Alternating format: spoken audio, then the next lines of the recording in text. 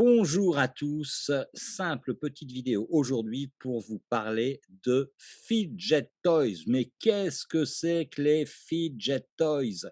Ce terme fidget toys, alors toys veut dire effectivement jouer, jeu en anglais, et en anglais to fidget c'est remuer, c'est gigoter, c'est ne pas tenir en place. Alors le fidget toys s'adresse à des enfants normalement qui ne tiennent pas en place, mais aussi à des adultes qui ont des problèmes de concentration.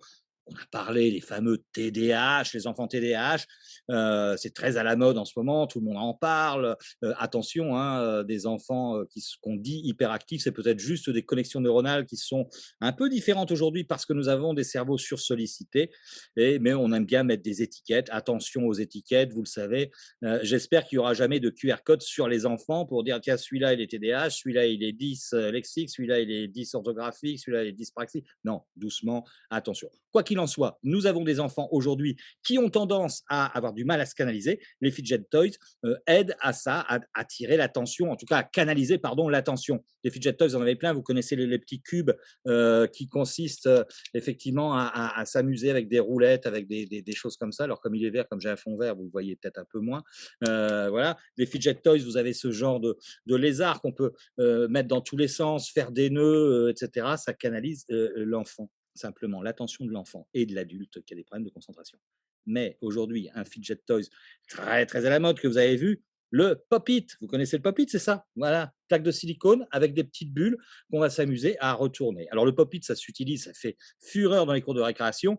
Vous allez voir à la rentrée, si votre enfant ne vous a pas demandé un Pop-It, il va vous en demander un. Il y a plein de formes, des dinosaures, des coccinelles, enfin plein de formes. J'ai pris le Pop-It classique. Ça consiste en quoi? Simplement, vous vous souvenez des petites bulles qu'on claquait, qu'on continue à claquer, vous savez, dans le papier bulle pour envelopper les objets un peu précieux pour le transport? C'est exactement le même principe. Je vais claquer les bulles. Regardez, ça donne ça à l'envers. Hop, je vais m'amuser, puis ça fait un petit bruit. Voilà. Je ne sais pas si vous entendez le bruit, mais ça fait pop, d'où le nom de Pop-It. Alors, c'est intéressant parce qu'en dehors des règles du jeu, j'en ai mis un dans l'article. J'ai écrit un article sur les fidget toys et effectivement, vous allez retrouver cet article dans la description de la vidéo comme d'habitude. Mais ce qui est intéressant là-dedans, c'est qu'on peut s'en servir dans nos cabinets pour les inductions, pour les enfants, mais même pour les adultes. Qu'est-ce qui est intéressant dans ce pop-it? Qui semble anodin comme ça, hein, simplement. Ce qui est intéressant, c'est que ça facilite la coordination oculomotrice, hein. C'est-à-dire que l'œil et voilà, je vais claquer mes petites bulles comme ça, simplement, tranquillement. Donc c'est déjà ça. Ça fait aussi appel à 3 sens. Le VAC, visuel, auditif, kinesthésique.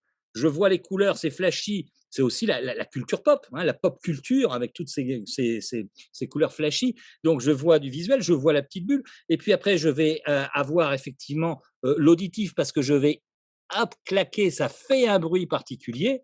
Hein, et ensuite, eh bien, il y a aussi le kinesthésique parce que je touche, c'est du silicone, c'est agréable et ça devient très très vite addictif. Alors une fois qu'on a fait d'un côté, hop, je vais le retourner de l'autre et puis pareil, je vais hop, aller appuyer, appuyer, appuyer. Pourquoi je peux dire qu'on peut s'en servir en cabinet? Pour les enfants qui sont un peu hyperactifs, ça va être un bon moyen de les canaliser, de pouvoir leur raconter un conte, une métaphore, simplement en disant voilà, prends ton temps. On peut mettre un sablier avec ça, hein. Je peux dire que tu dois tout faire en 5 minutes. Bon, là, c'est un sablier de 10, mais je veux dire, 5 minutes, tu dis allez, vas-y, tu vas faire toutes les bulles, mais seulement en 5 minutes. Ou on peut aller plus rapidement en disant en 30 secondes, tu peux tout claquer. On peut s'amuser à faire des jeux comme ça pour les enfants, pour les canaliser dans le cabinet. Ça peut aussi servir d'objet de mise en transe. Et oui, voilà un bon moyen. Et avec les adultes, ça peut marcher. C'est-à-dire que je vais décréter que lorsque tu claqueras la dernière bulle jaune, les paupières vont se fermer et tu vas rentrer complètement à l'intérieur de toi. Alors, c'est simple, je vais alors d'abord faire la rangée, je vais encourager, super, excellent, prendre ton temps, tranquillement, tranquillement. Bon, on va imaginer que tout est fait au niveau du orange, etc. Et puis j'arrive à la ligne jaune. Et là, je vais claquer les bulles jaunes, tranquillement. Et comme j'ai dit qu'à la dernière bulle jaune, tu vas fermer les paupières, hop, les paupières vont se fermer tranquillement et tu vas faire effectivement l'induction comme ça. Donc ce fidget toys, le pop-it, c'est vraiment extraordinaire. Voilà, je vous conseille, il y a plein de règles du jeu, mais je voulais vous le présenter aujourd'hui. Puis surtout, lisez l'article que j'ai fait. Allez, moi je refais une petite série parce que c'est vraiment addictif. Je vais claquer encore des petites bulles. Allez, bye bye.